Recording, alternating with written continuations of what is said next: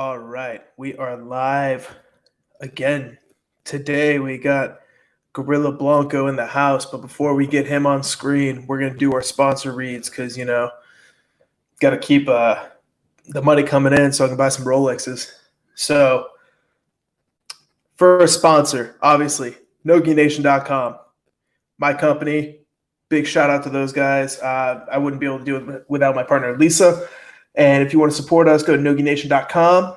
And, we're live there all the time. We got Fuck the IBJJF rash guards, Star-Lord rash guards, Baby Yoda rash guards, all that fun shit. So make sure you go check out NogiNation.com. Also, CBDUme/Star-Lord, right? Go there for your CBD products. It is the best CBD I've ever had. I've tried Black Belt CBD. I've tried Red Bowie CBD. I enjoy this stuff more than anything else. So make sure you guys go check that out. Last but not least, Liberty Ammunition, okay? We're in a crazy time right now. So you can't put a price on your life, So make sure you guys are carrying something like that you can trust your life to, and for me that's Liberty Ammunition. I carry the 9mm ultralight. They have half the weight and twice the velocity, and it's just the way to go for me, in my shield. And go to libertyammo.com, check out their products. They have multiple different types of ammunition on there, great for self-defense, and you can read all about the technical stuff that I'm too stupid to tell you guys about on there. So without any further ado, I'm going to bring on the man, the myth, the legend, Kenny Gorilla Blanco Lester. Oh, Lord. How are you? Gorilla Blanco's in the house. It's always a party when Gorilla Blanco's in the fucking house. I don't even know what time it is on my Rolex, but I know that digital happy hour is filling up, and I see these blondes. God bless them, them brunettes and redheads. You know what? You're all God's green children in my eyes, and I'm watching you all working out and doing your home improvement. I admire the fact of how many of you beautiful women turned into personal trainers and opened your OnlyFans accounts. I admire the entrepreneurism that's been taken over during this hard times, because we've been put on some hard times, Daddy. But you know what?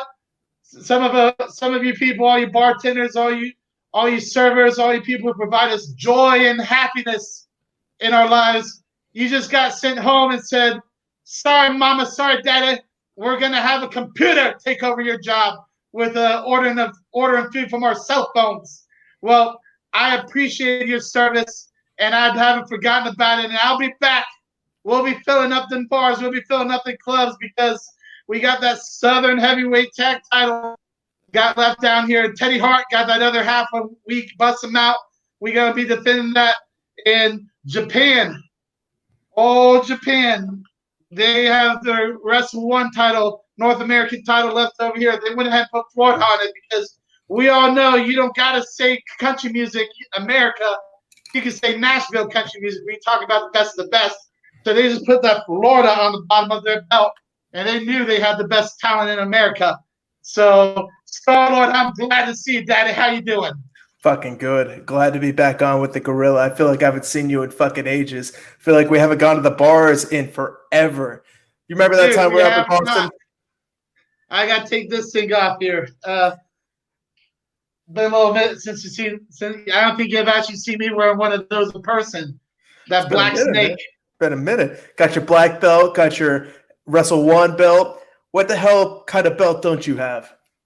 You know what? The only thing I don't have is I haven't sold out to the man yet, but I'm keeping it like Lil Peep and all my homies out there in the streets. We're gonna just make it on YouTube, and we're gonna make it on all these other platforms. And when they need us, they're gonna have to back up that Brinks truck, Daddy, because that's how we roll. That's how we fucking roll. So, Kenny, CWO, when's the next time you're getting in the ring? Next time I'm getting in the ring, I'm actually taking all options. I decided to take this break and take it for what it was. I was getting ready for. I was having a very bad training camp, getting ready for the Olympic qualifier in Africa. They had a measles outbreak in the Oceania region, so they called up and dusted off the Gorilla Blanco and said, can you run with the ball? Can you take it home for American Samoa one more time? Are you ready to go into the dark jungles of Africa and go tangle with some of these future Nagano's of the world. And I said, you know what? I may not look like the athlete of today, but I'm bad, and you know I'm bad. So I'll go ahead and make it happen. And I wasn't having the best training camp. No excuses about it. Just things weren't working out right. But it got delayed. So in a lot of gym closings, it's been hard times on a lot of us. But I went ahead. I started changing up my training camps. I've been going on long walks with strides and picking up some jogging and getting in some stairs. I swear to God, I never lie to you, Star Wars Daddy, and all my fans, because my hand reaches your hand.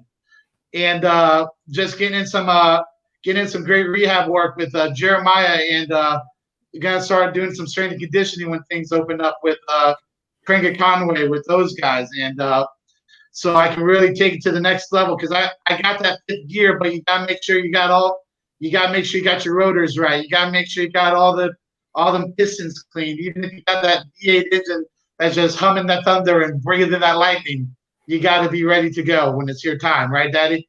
100%. So what do you make of all this news now that the WWE has been announced as an essential business? It is an essential business. If you look at our Constitution, we have the rights of life, liberty, and the pursuit of happiness. How is entertainment not the pursuit of happiness? How is not training the right to life and liberty? Self-defense is the right to liberty, the right to bear arms. We bear them arms. We bear them 22-inch pythons all the time. I'm not even allowed to walk into most bars with a tank top on because people get scared of my open carry. So, I think it definitely is an essential business. It brings happiness to the masses. It calms people down. It reassures them. It makes them feel good. Kids need a hero. They're concerned right now. So, I think it is an essential business. 100%. Now, do you think this opens up the doors for the other indie shows like USA Pro to come back here in Florida? You know what? I think that the beautiful thing about Florida is a lot of people are approachable if you open up your arms, you open up your hearts, you really are deep in the community. These outsiders, these people that want carpetbag and move in here, they think that there's a bunch of red tape. I don't think there's a lot of red tape in the state of Florida. I think if you actually are in the community, you can call somebody, you can lay out what your grievances are, what your needs are. We all want to help one another. We all love each other like brothers and sisters. So I think that proper indie show with the proper licensing, with the proper game plan presented to the proper people, I think that there will be opportunities to get things approved. But that being said, it may not come to that. I think we're going to open our economy earlier. I think so too. Trump's coming out there saying that governors can open up the economy before May 1st. So, I'm real hopeful for Florida, real hopeful to see Kenny Gorilla Blanco back in the ring sometime soon. So you were talking about making that trip back down to Oceania.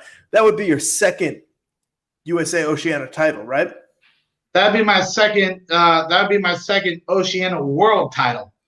We're talking about taking out the Australians, taking out the New Zealanders, taking out the boys from all over the islands, Tahiti, Micronesia, Palau. Tell you what, these coconut boys, these guys coming out of there, they got Superfly Jimmy Snuka relatives coming through there, and some real killers out there on the scene. I was really hoping that we'd have the torch pass this year, but it's just a little bit short. They had a bad training camp. They've had some hard times themselves, and the way that the budget was set up, I was ready to step up for Africa. And if the opportunity is still there, I'm going to step up for Africa again, probably. But I'm going to enlist the help of Big Alton Meeks and a few other people for training camp now that they're graduating college. Get back in with the Monster Squad. Yeah, but, talk about that. You train with some big boys over there in Orlando, Oh, Iron Life. These are strength competitors. Strength competitors are different from NCAA competitors, are different from UFC competitors, are different from Olympic competitors, how people do their training cycles, how people work their diets, how people work their supplementation. So, you literally don't feel guys like that on the world level. When I went with there's a gentleman named Dimitar who was on the Bulgarian junior Olympic team and was coached as a kid by a Bulgarian coach that the United States wound up picking up, whatever term you want to use for it. And this guy won the Arnold got out of Bulgaria with the Ringling Brothers Circus doing dumbbell presses, 350 pounds over his head. And I'm trying to explain to people, I'm like, you're not going to armbar. This is where the line breaks. Technique breaks down right here. You don't get to the front headlock, why they call it the Night of the Leon, the lion killer. That's the only way you can kill a lion. Good luck hitting a heel hook on a lion. No offense. You're going to get your head ripped off. Like certain technique for certain situations, And when I get into the Iron Life room, I'm not ashamed to admit it. What they say, what happens in the practice room happens in the practice room, but I'm more than willing to admit what happens to me. Then put on my back and I just laugh and I go, I've never felt anyone like that. It's like when you're with me at the USA Pro shows. Big Scott Steiner, Big Jack Swagger, all these guys are in the house. There's a different caliber of athletes you see at most of these sign up and pay your $80 for a shot. Best of 3 wins a belt jiu-jitsu tournaments. 100%. Now, you're talking about the great power lifter. He just had his first kickboxing fight not too long ago, didn't he? It went from an MMA fight to a kickboxing fight, and he goes, okay. He's a wrestler. And he won by TKO. Oh my gosh, he won by the case was gonna break. Now, I'm worried when you and I step in the ring together that the ring can't hold. But when you get a guy that big, how the hell does a ring stay up? I mean, I literally try to explain to people because I've ran into this situation a couple of times before where you had NFL players with Hart and guys who weren't burnt out already, who were so open-minded and hungry. And I'm like, guys, this is a different track of athlete. This is not a guy who it's like, no offense, look at the USADA era of UFC. Not saying anything, but it's a different type of athlete.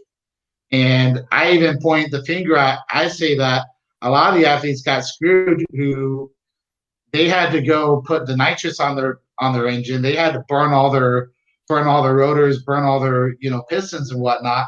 Then they got the rug pulled out from underneath them right at the end of their career, and they're like, "Dude, my engine's shot. I don't know how to train in a 90-minute workout like these kids do." I didn't come up in the internet game. We all kept our moves secret. So it's just different eras, but I keep telling people when these crossovers are happening, I'm like, this is a different breed of human, kind of like the Dagestanis are coming, with Khabib. The Dagestanis are coming, but you keep telling people too, the shooters are coming. What's up with this? They're shooters. Yeah, they're shooters, man. But what's up with this shit now? I mean, I know you see it all the time in pro wrestling. You got these cosplayers that step in the ring. What separates you? Because I know what separates you, but what separates you from those cosplayers that step in the ring? Well, so I envisioned this from day one. The first time I watched pro wrestling, I thought it was real.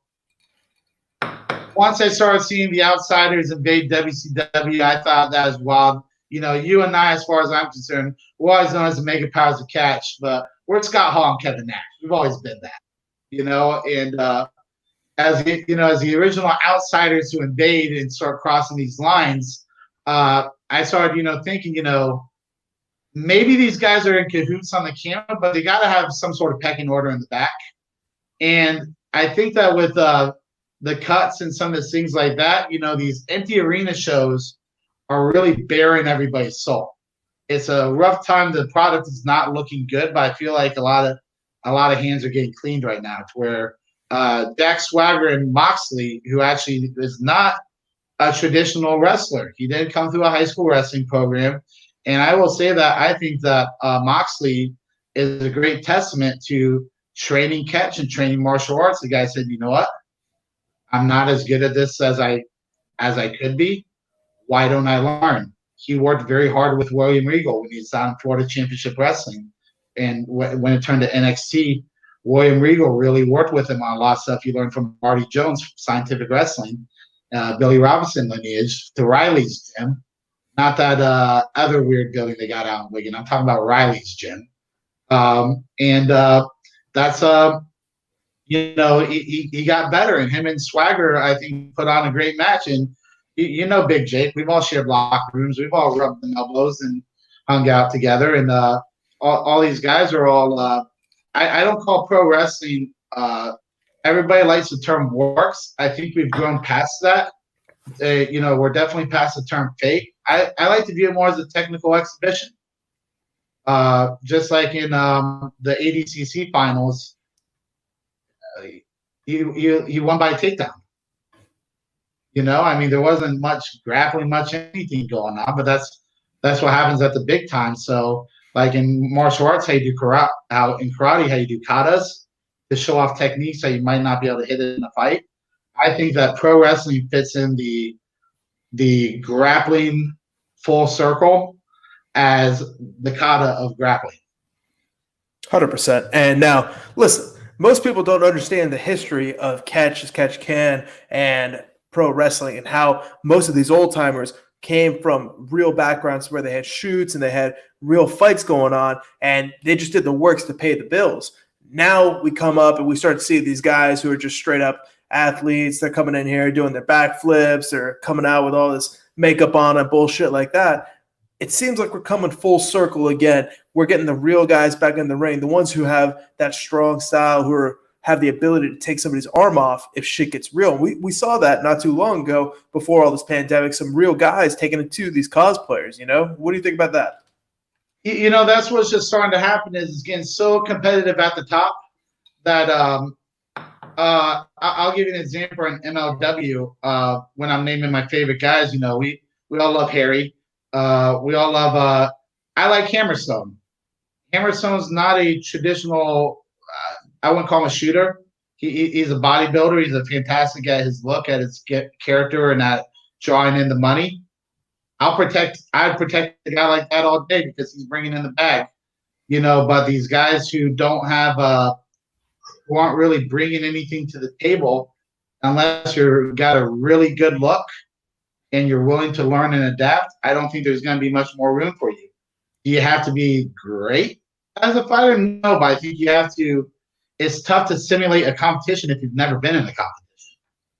That's where these guys, the cosplayers of the world, and it's just like, unfortunately, I don't want to get up on tangent. A lot of things in our lives, our generation got sold out by the guys who are the guys who are bitching and browbeating us for being the bad guys in the first place. They're like, oh, well, my day we did this. I'm like, yeah, in your day they didn't have assholes like you open up schools and let nerds pay $150 to be on some stupid show with a belt they ordered off of Undisputed and in front of 18 people, and you wonder why there's only like the cream of the crop, the Gorilla Blancos, the top guys can actually attempt to even pull a check or pay some bills. Not even earn a living on the independent scene.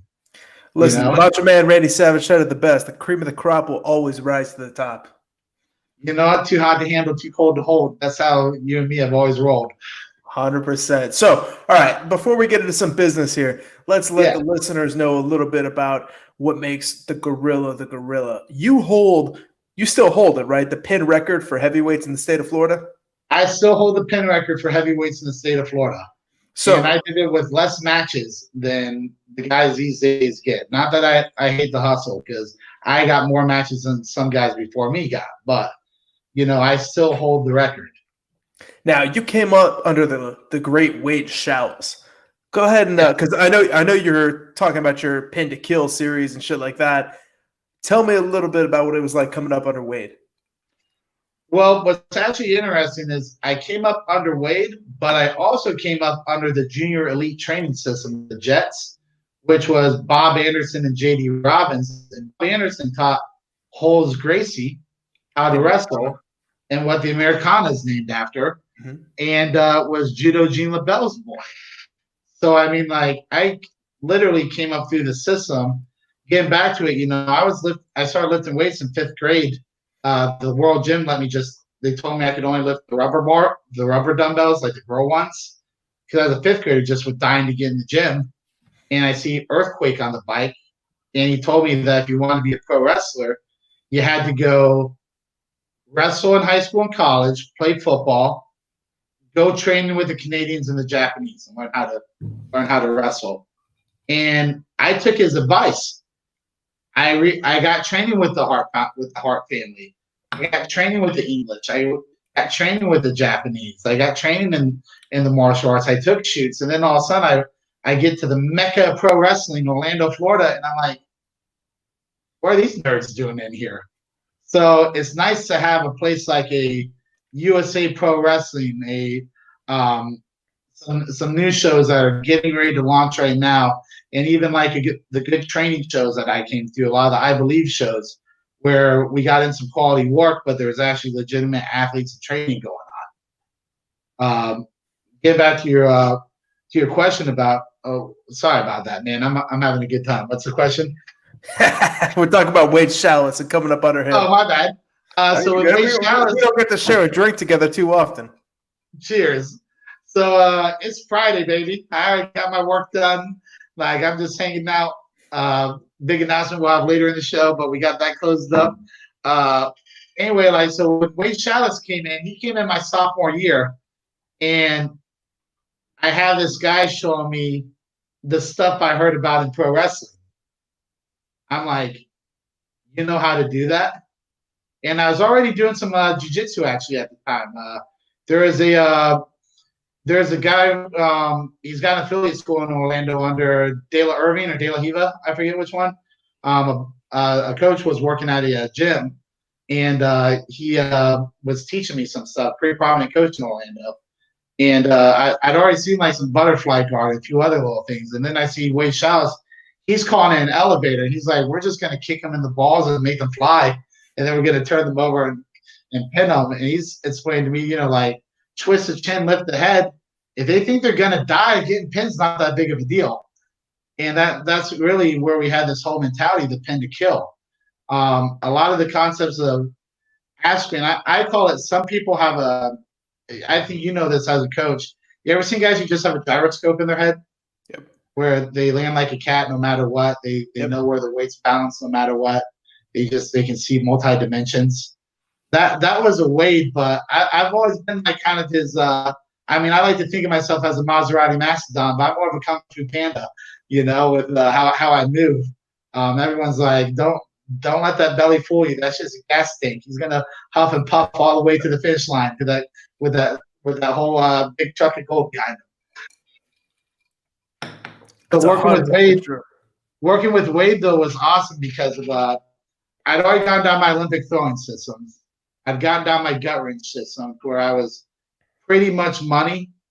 And I'm not going to lie, I was a little bit of a head case as an athlete, to where I think all athletes are head cases. But, you know, being a young heavyweight, and I had to hype myself up to go beat a guy who was going to wind up in the NFL as a freshman. I went out there and I had to go wrestle guys who were going to wind up in the WWE who were seniors. I'm not going to sell anyone out in the business and drop who their names are, but they all know who they are, Daddy. So, I mean, like, and then I have a guy like Wade being like, I'll show you this. And then he cracked that smile. If the ref's on the other side of the body, you can do this. And before you knew it, I mean, I was a submission or catch wrestler. I knew how to pin you and I knew how to hurt you. And I had that weight spin on hurting people is fun. Making people squeal is fun. Let them, as long as his personal code to us, and I believe that you should have codes in martial arts and combat sports and ethics. He said, if they can get to their back, it's not potentially dangerous. If you're not giving them an option to get to their back, you're being an asshole. But if they can get on their back, then it's not potentially dangerous. 100% true. Now, give them a safe way out. Yeah, you always have one way out. You give them the option. So you had Wade as your mentor through high school. From high school, you went on to wrestle at ASU. What Arizona the hell? State, dude. Say that again? Arizona State, baby. Sun Devils. 100% with Ryan Bader and Cain Velasquez. What the hell was that like? Dude, I walked into the Lion's Den twice. I walked into the figurative Lion's Den and then the literal Lion's Den. Bader was a senior. Was a graduating senior. Cain was a graduating senior. C.B. Dalloway was a graduating senior. We had a guy named Kellen Flukinger who had been the Ohio State national champion in New Orleans, couple-time All-American, did some Bodog fights. just a stacked room full of monsters. But do you know what it's like having to fill Kane's shoes? Like when guys like, why don't you want to run around the track 10 times? And I'm like, you know what you got into. I never ran around the track once. Like, people are like, does Kenny talk shit behind your back? I'm like, yeah, it takes me a second to catch up to say it to your face. Like, if you would just slow down for a minute, let me catch my breath. I'll tell you what I said.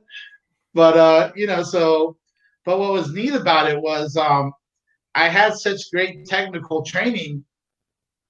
I would catch guys. I would hook them.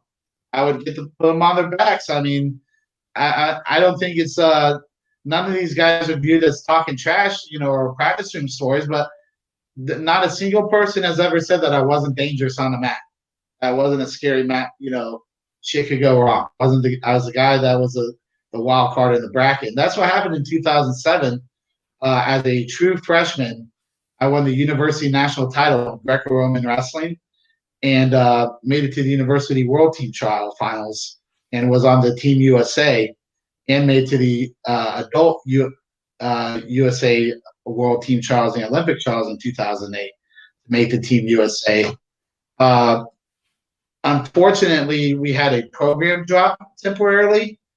And this is funny because professional wrestler now, Mojo Rawley, Gronk's boy, Gronk's good buddy, Garrett LeBlanc, Arizona Commissioner Scott Peters, who owned the Lions Den Gym, and a few other alumni taught me football again in 5 weeks because I only played my freshman year. That was it. And taught to the Arizona State coaches who were former Miami Hurricane coaches and go, dude, you got to sign Florida, man. Just put him in pass for in practice. And I'm out there fist fighting Tongans and I'm having to take blitzes from I'm taking blitzes from gosh dang it. Why am I forget my boy's name? He played for the Bengals and just got kicked out of the NFL. He was fucking Myles Garrett from the Bears. No, not Myles Garrett. No, Vontaze Burfict. Okay. And I'm being the freaking bodyguard. I'm being the door guy for Jack Elway, John Elway's son, and our starting quarterback who wound up playing for the Denver Broncos. And I'm like, hey, girl, look, he's 200 pounds. He's willing to give up 60 pounds. So he'll date a girl up to about 130, 140. I'm 290. You got a pretty good option here with a 60-pound. But you got to bring a friend. So I kind of wrote out the football. I wish there would have been a better opportunity with the wrestling scene back then. And it's kind of like what's going on with the NCAA athletes that got their championships cut this year, where they're like, what do we do? I'm like, you know what? This is a lifetime sport. Just take it on the chin and get ready for the next round. There's always the next round. And we view wrestling, judo, jiu-jitsu, it's all wrestling. All wrestling. If you view it all as all wrestling, then you know that this is just a lifetime experience. So you went on from college wrestling to take on Catch the World, the fucking pro wrestling world, but you also got to train with some of the best guys in jiu-jitsu. You went over to California, you got to train with the Dean Listers of the world, the Bill Coopers, the Jeff Glovers. What the hell was that like coming from a high-level, world-level wrestling background in Greco freestyle and Scholastic to transitioning to judo, jiu-jitsu, and then eventually into these pancration-style fights and catch wrestling tournaments? Well, so that's the thing is I always thought of myself as a martial artist, a wrestler, and a guy getting ready for either I was going to take some shoot fights to get my way to pro wrestling, like UFC, like the Ken Shamrock route, or I was going to go the Kurt Angle route. Those were the two routes I thought looked like guarantees no one can hold you back if you fucking win, you're getting it. Like, was what my opinion was. And I got the opportunity. I actually did a Lions Den tryout, and I coached at the Lions Den, and I trained with Ken for a little bit when he was in town. I helped him get ready for the Kimbo fight. He had a lot of injuries and a lot of things, personal things going on at that time. But I mean, trained with Roy Nelson, his IFL team, and got him with a really phenomenal top senior level black belt now. who was he's actually what's his name? One of the best Atlanta team coaches. Begins with an Oh, R. Jacare up there. No, RT. Like, really good at Atlanta team. Old school. Guy fought Frank Mir and lost. Head coach. Don't remember off the top of my head. Anyway, Carlos Frias, big 209-pound black belt, got to work a lot with. Got to work with like a bunch of studs, and then like, but Dean Lester, leg lock machine. You know, I always knew the secret to winning that 10 pounds of gold was a leg lock. I watched Ric Flair with that figure four and Ken Shamrock with that ankle lock. I mean, I knew the leg locks was where it's at. So when Dean Lister was only that far away, he actually came and did a clinic at the jiu-jitsu school I was training at. And I was like, we clicked it off, and we wound up actually going on a tour with Korn and being their roadies, being their security roadies for a 4-day event. And then they're like, Blanco's too wild, we're sending him home.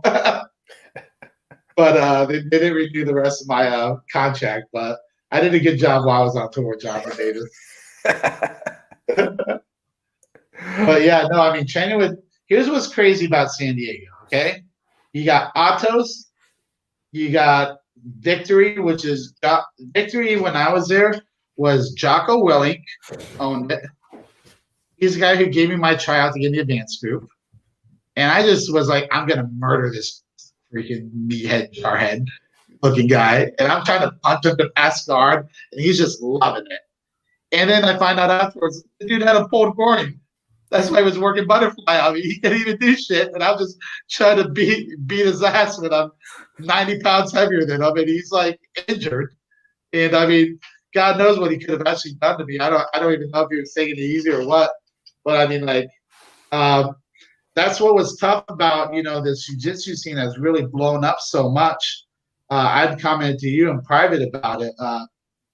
I got black belt rash guards from Dean Lister from back in 2011 and 12 because I was his guy for the team at super heavyweight or ultra heavyweight, you know, and like then the sport got so much better. I had to go back to beginner class for a while because I mean I was like, you know what, if I'm going to take this serious, just level up and prove your weaknesses. I think a lot of athletes need to realize that stepping back is not a negative thing.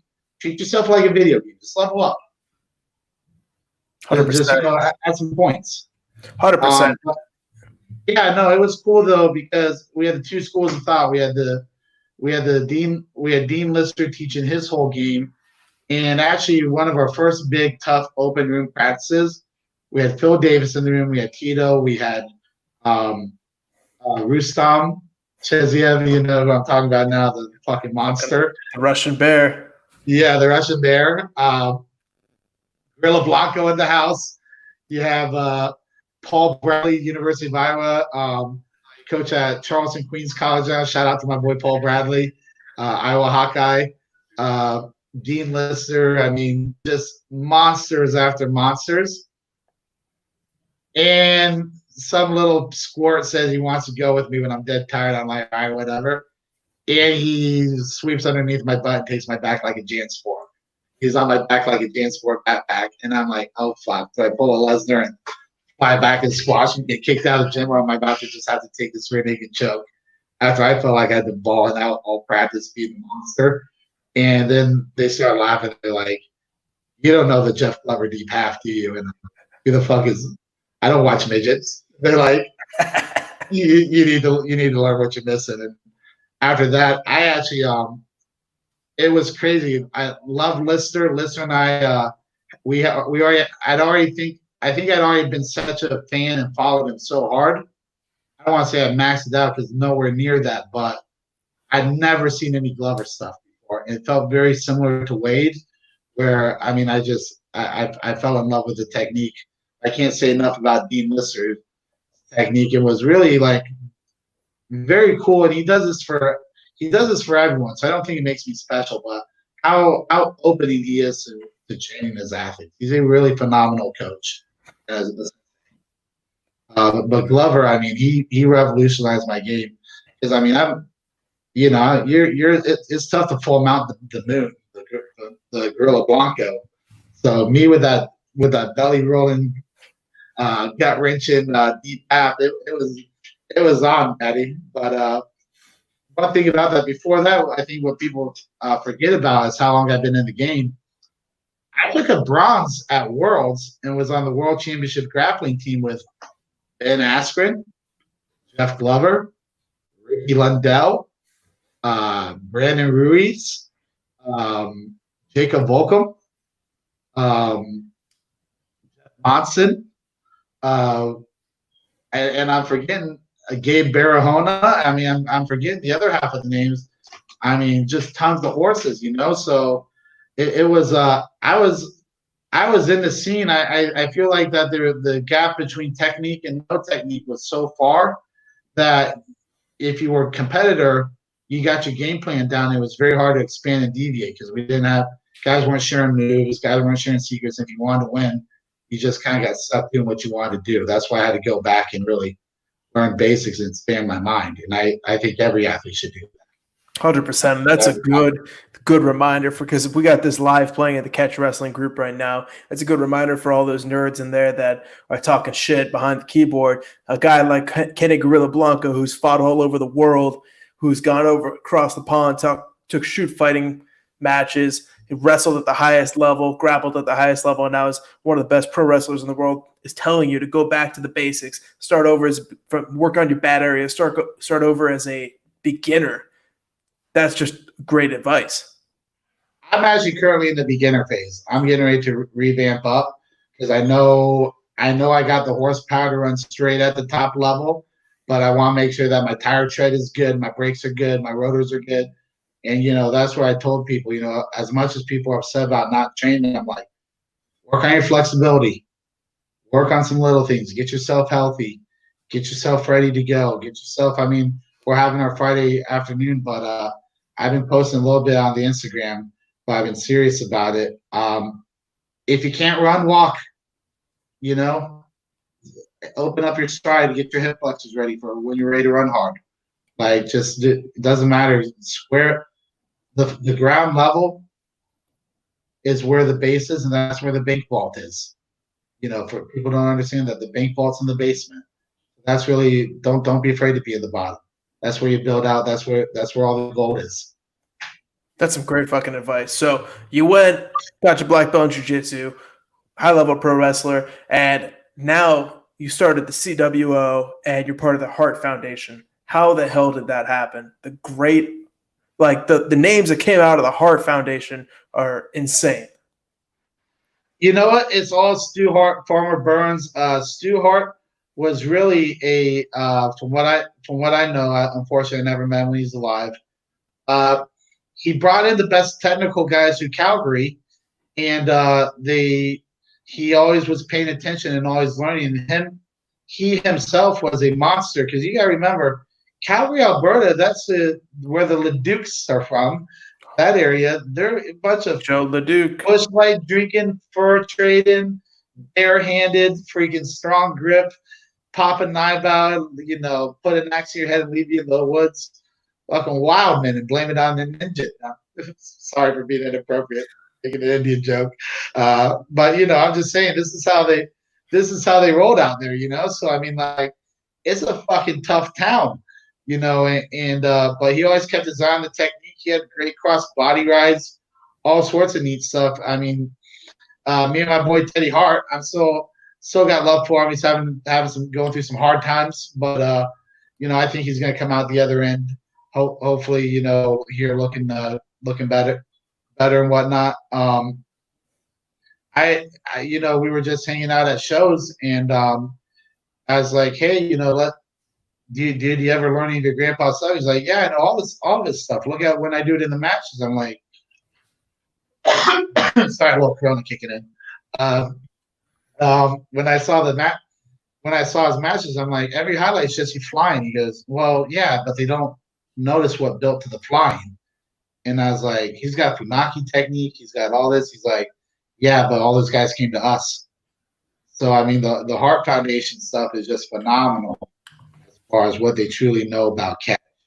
100%. Stu Hart is one of the original OGs. And I mean, speaking from experience coming from that Leduc family up in Canada, some of those hooking techniques and those catch wrestlers from the Great White North are fucking legit. And there's no one more legit than the great Stu Hart. Obviously, everybody knows Teddy Hart and the rest of the family. You know, obviously Bret the Hitman Hart, Bret Hart. Yep. Oh, always. But people always forget the patriarch, Stu Hart. Yeah, you know, I think he's I think this everyone's got love for Stu Hart. It's just amazing what this what he actually, how quietly he did it. And this is what people don't understand. This is where the kayfabe line gets tough, is these guys were protecting their businesses. And I've always said this about wrestling, and I call all grappling wrestling. We're doing pajama wrestling, if we're doing pajama wrestling with throws, as I call judo, or if we're doing pajama wrestling with bears, as I call sambo. You change the surface, you change the rules, and you change the uniforms, and the strategy will change. So you look at a pro wrestling territory like Calgary, and like Dan Gable could take that guy down with double leg. 100%, and they all knew it. But there's a rope break. You can grab the rope. So play the edge. Make sure he doesn't take it down. And if he does take it down because you're kicking out to the ropes, thumb him in the eye and rip his eyeball out, rip his finger out, small joint manipulation. They had an answer for everything because Vince Sr. was pushing hard on the Niagara line, wanted to come over up into the Canada because that's where all that gold was and all that oil money and all that. And they legitimately, guys were defending their, you had to have a guy who could defend the belt. That's why Bruno had the belt for so long. That's why Vern Gagne, had the belts in the AWA. Another forgotten catch legend. Trained Steamboat, trained Flair. Flair was a 280-pound Minnesota high school state champ college football player who partied his way out of college to pro wrestling. People have no idea how legit these guys really were. And I can show you videos of even Hulk Hogan, who everyone views as being just the guy who ruined it. The guy knew how to do a step over armbar. He knew how to do all sorts of crazy stuff. He was doing it in Japan. Just the USA market, Vince didn't want to see it, and they gave the fans what they paid for him. Unfortunately, but I think tastes are changing since the UFC. People understand what a real competition should look like.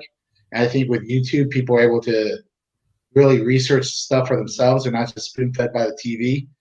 And one thing I've always wanted to point out to jiu-jitsu people, that there's a big misunderstanding about the pin. Okay? In my opinion, a proper pin should be shoulders pinned to the mat and head lifted. I like head lifted because at that point, you've been pinned down. The animal kingdom all agrees that pin's a fair rule. You see dogs pin each other. You see pets pin each other. And I don't think it would hurt most high-level guys because it's really like the 3-second violation in basketball. You're not allowed to stand in the paint. You're not allowed to lay flat on your fucking back. I'm sorry. Like, get up off your ass and start wrestling on your feet a little bit. We paid money to watch you do something. If you don't want to ever get paid to do something, I'm not paying. Nobody wants to pay to watch average people do average shit. So if you don't want to, if you want to do something average, if you want to do self-defense, I got no problem with that. But you're not going to get paid to do it. We're not going to pay you to watch it. So, there's different ways we could work out how a pin would work. If it's 2 out of 3, maybe the elite wrestler is only allowed to have 1 pin and he's got to get 1 submission or it's a draw. I'm open to all sorts of, and that's the thing. Catch wrestling always had variable rules on handicaps. So, there's a lot of different ways to work it. But at the end of the day, the only guys who've ever gotten paid to submission wrestle outside of Abu Dhabi were the pinners. And one thing I want to correct for everyone who says a catch wrestler never won Abu Dhabi, Mark Kerr. Remember him? Everybody forgets the Smashing Machine. I don't know how. The Rock's going to remind them. And he's got the most wins or the most gold medals in Abu Dhabi, too. I think he's got 3. Yeah, that's what I mean. They're all a catch wrestler is number one. I'm like, Mark Kerr. He came from Beverly Hills Jiu-Jitsu. Boss Rutan learned Jiu-Jitsu from Funaki. He's a catch wrestler. Old school catch. Everybody's talking about these new guys coming up, these Karens of the world, but they forget the real man, Kerr. Yeah, dude. We're not. Oh, Karen Baskin. All right, so let's get into some business here. What do you got for us, Kenny? You said you got some special announcements to make. Yeah. So we've been working hard. We're working on some demographics. Me and Josh and I are working on this in the back. We're working with the scientific wrestling community. Now the CWO, I want everybody to know in the grappling and the catch wrestling community is a multi-platform organization. We are running pro wrestling because pro wrestling is technical exhibitions. We are running jiu-jitsu event. We are running with jiu-jitsu because jiu-jitsu is a form of wrestling and grappling and catch wrestling. Matsuo Maeda, who taught the Gracies, did catch wrestling. There's a lot. Yep. The Gracies were involved in professional wrestling promotions in Brazil. Sorry, but there's things called newspapers that are even around in Brazil back then. Can't hide from the real history. So it's all inclusive as a platform. Now, one of the things that we're going to be doing is we're going to be streaming. Central professional wrestling hasn't been done right in the Central Florida area outside of USA Pro, and the living legend, the great promoter Frank Goodman, can only run so many shows just due to family, health, and other commitments. And since Florida Championship Wrestling, which was the house that the Briscoes built, that Dusty Rhodes, Bob Roop, all these fantastically talented, Barry Windham, all these world-class people came through, it eventually got absorbed by NXT. And now that NXT is moved on to TV networks, the small towns aren't getting the love that they should, even though these small towns got triple the population that they used to.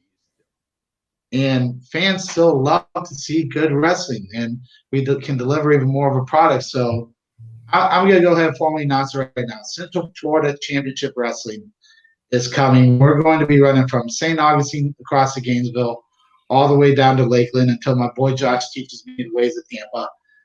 We'll come down to there. But we are going to be a variety event. It's going to be the best value for your dollar, and it's going to be inexpensive, wholesome fun, where we're going to have the female wrestlers who are world-class athletes. Got girls like Lindsay Snow, crossed over from catch wrestling, doing the events now. We saw her in the back. Got girls like Amber Nova, who's incredible. Beautiful, talented women are going to be on these shows. We're going to have actual grappling matches, catch matches. I'm sorry, but no one's paid. People only pay to watch a pin. So we're going to push very strongly for a pin to be involved, even if it's 2 out of 3. And we're going to be providing platforms for local rock bands. If their friends want to come out and see them play and want play beforehand and want to watch wrestling afterwards, why not? Let's have all some fun. And we're going to do the small town tour on Tuesdays and Thursday nights. And then about once every 5 weeks, we're going to hit the big city, whether it be Tampa, Orlando, or Sanford, Florida, and Daytona Beach will be working on Friday nights. That's some exciting news there, Kenny. Oh, I forgot one other thing. We will have night fighting. Guys getting in all their armor and swinging it out. You heard it first here, Daddy. I'm bringing it.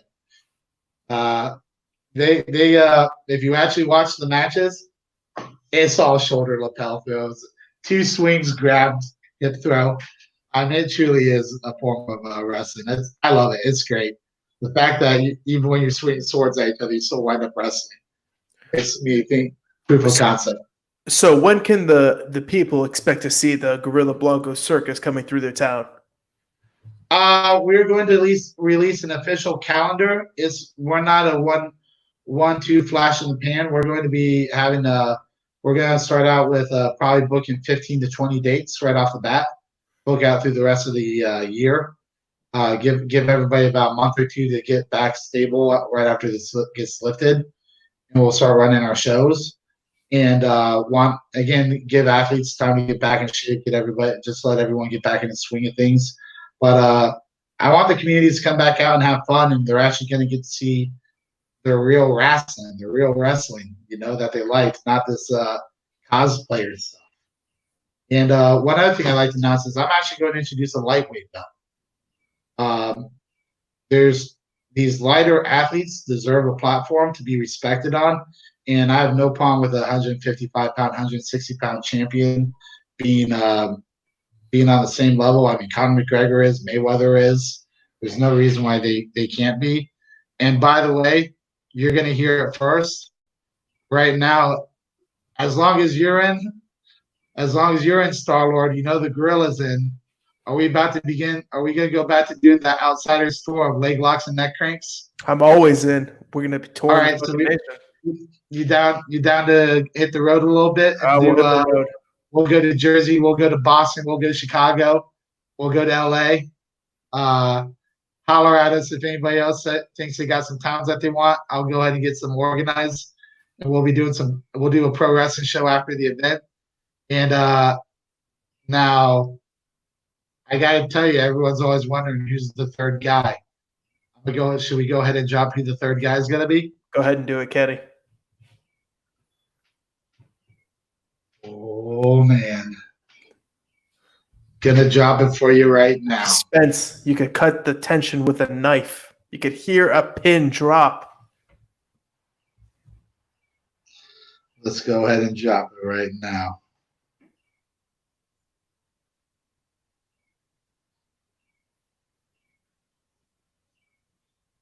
You're killing me, Kenny.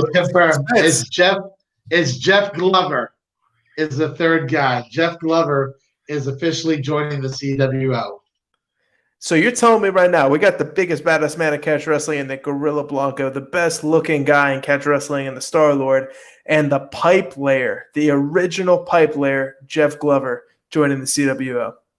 The guy who is proof and concept of the 3-second violation rule.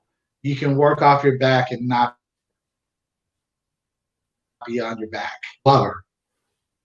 And he's going to be doing some technical exhibitions. I'm going to tell you right now as well. The pro wrestling world should be on their knees applauding the fact that Jeff Glover is going to grace their ring, because he is not only one of the most exciting figures in grappling, but I have no doubt in my mind he will become one of the most exciting figures in pro wrestling as well. Now, in my opinion, as much as I love my son, even though I don't get to see him that much, Emil, Jeff Glover invented the rocking the superhero gear, the grappling matches. Wouldn't you agree? 100%. He started that gangster shit. And now, how much more fun is it to grapple when we all get to dress up like superheroes at practice? Everybody wants to be a superhero, I'm saying is why don't we as a community embrace it? Yeah, I go play ninjas with my friends for an hour a night. Big deal. We enjoy it. And I learn some self-defense, and I get healthy, and I have fun. And I got a closet full of costumes for practice and some for competitions. I don't care. That's the beauty of wrestling. That's the beauty of grappling. We should and as men, I think we should get credit for our creative side. The fact that we enjoy that. Everyone always wants to paint us as brutes. I'm like, there's a lot of brutes wearing pink and flashy outfits in this room tonight. Everybody sees the shorts I wear. Look, there's nothing brutish about having a sense of fashion. Absolutely. No, hey, you know me. I'm Rolex wearing, diamond rings wearing, kiss stealing, wheeling, woo! Behind these sunglasses, I'm going to catch a girl's eyes peeking. Don't worry. I'm just going to keep these on so she doesn't even know I'm looking. Oh, Lord, Kenny. That was one of the biggest announcements that's ever been on this show before. Anything else you got for us? Again, just real excited. Want to reach out to everybody and tell them we're all everybody's turning. My haircut isn't lined up perfect. Everybody's in this is at this point where they're having to train, go through back to zero with their training camps and whatnot. I just saw that bring the tour to Dallas. Dallas is no problem. I can guess if someone wants to reach up, I'd be more than happy to come to Dallas. We can make all this stuff look. Now, listen, dude, this comment section is blowing up with people wanting us to bring the Gorilla Blanco Star-Lord show, the CWO, to their town. Yeah, plus, we'll go ahead and we got Glover in the mix now too, and if and love to the OGs, Joel Bain, Dick Shannon, whoever wants to ride or die. We always got our crew. We always roll thick with the posse. But listen, when we roll into town, people fucking know. Lock up your daughters, look up your wives. The CWO is coming into town. Hey, you know what? Gorilla's on that single side again. You know what? So Mr. Swipe Right's back in town. You saw the man, the myth, the legend during single days with that magical thumb.